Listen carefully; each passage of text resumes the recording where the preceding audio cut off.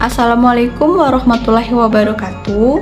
Perkenalkan, nama saya Aga Alfionita, NPM C1 C019083, berasal dari kelas 5C. Di sini saya akan membuat video pembelajaran untuk memenuhi tugas akuntansi keuangan lanjutan 1. Di sini saya akan membahas bab 6 mengenai materi transaksi antara entitas induk dan entitas anak, yaitu aset tetap. Jadi materi bab ini yaitu masih melibatkan antara entitas induk dan entitas anak, apakah dalam bentuk transaksi hulur maupun transaksi hilir. Maka di dalam bab ini terdapat pembagian transaksi. Yang pertama transaksi hulu, yang kedua transaksi hilir, yang ketiga aset tetap yang dibagi menjadi dua jenis.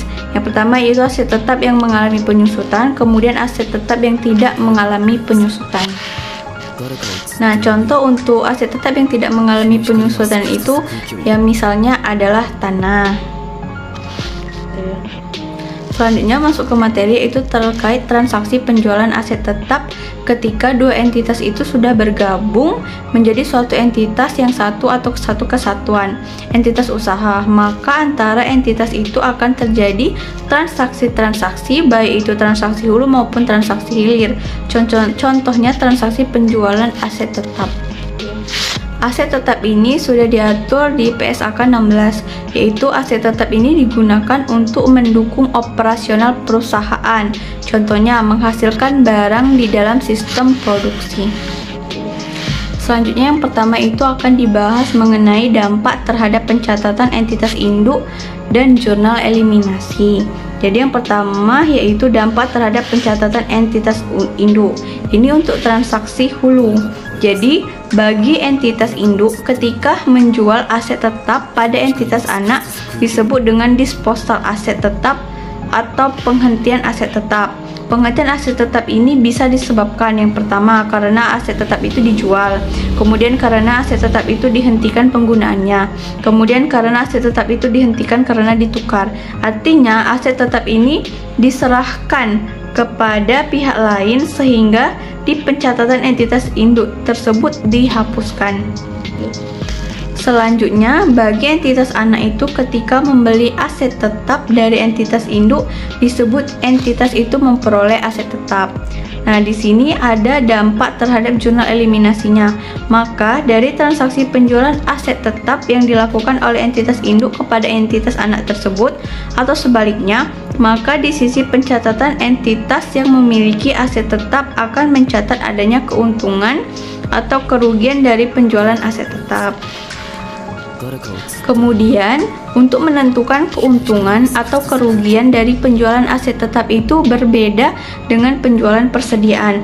Jadi untuk aset tetap ini, keuntungan atau kerugian akan dihitung dengan menghitung selisih atau membandingkan antara harga jual aset tetap dengan nilai tercatat atau nilai buku dari aset tetap tersebut.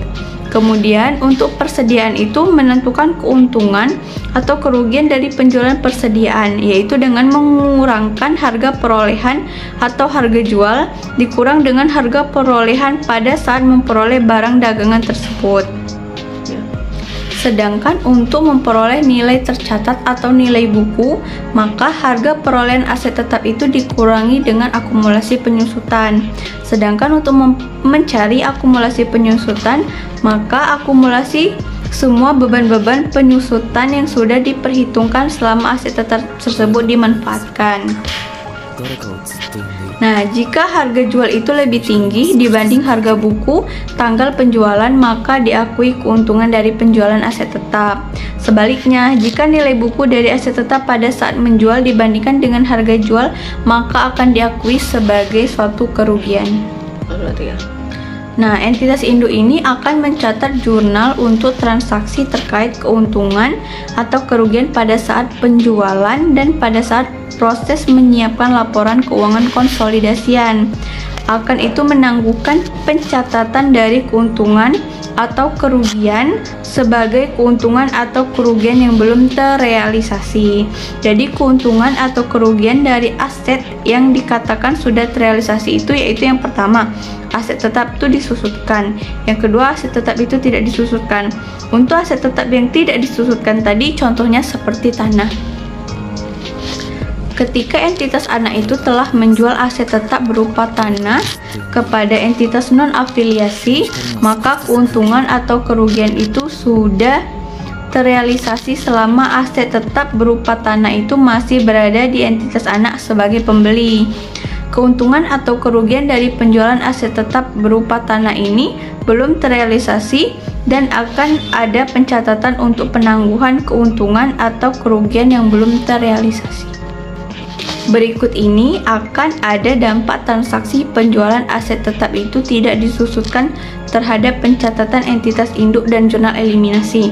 Contohnya, dampak transaksi penjualan tanah terhadap pencatatan entitas induk dan jurnal eliminasi. Jadi, ada 3 peristiwa yang terjadi. Yang pertama atau peristiwa pertama, aset tetap berupa tanah oleh entitas induk yang dibeli dari entitas non-afiliasi, maka tanah itu diperoleh.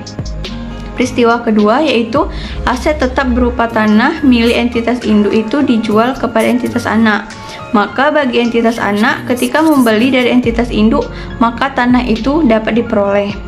Peristiwa ketiga yaitu entitas anak itu menjual tanah kepada entitas non-afiliasi. Maka akan ada 3 skenario yang mungkin terjadi.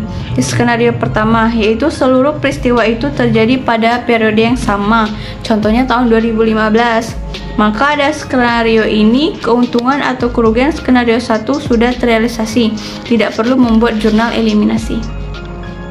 Skenario 2, peristiwa 1 dan peristiwa 2 terjadi dalam periode yang sama, sedangkan peristiwa 3 terjadi di tahun berikutnya atau entitas anak itu belum menjual tanah tersebut ke pihak entitas non-afiliasi, maka keuntungan atau kerugian atas penjualan tanah tersebut akan ditangguhkan karena belum berhasil terjual ke entitas non-afiliasi.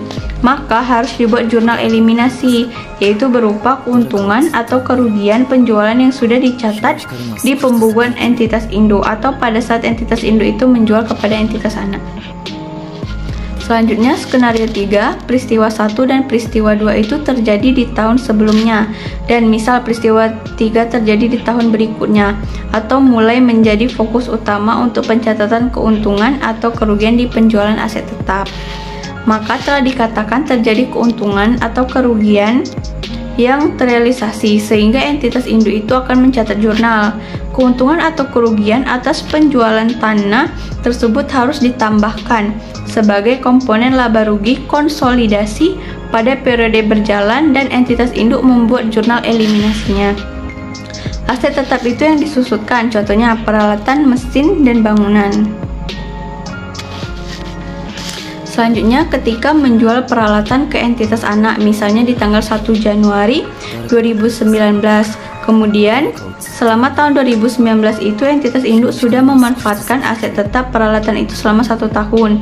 Jadi pada saat tanggal 31 Desember 2019, entitas induk itu sudah mengakui keuntungan atau kerugian dari penjualan peralatan tersebut.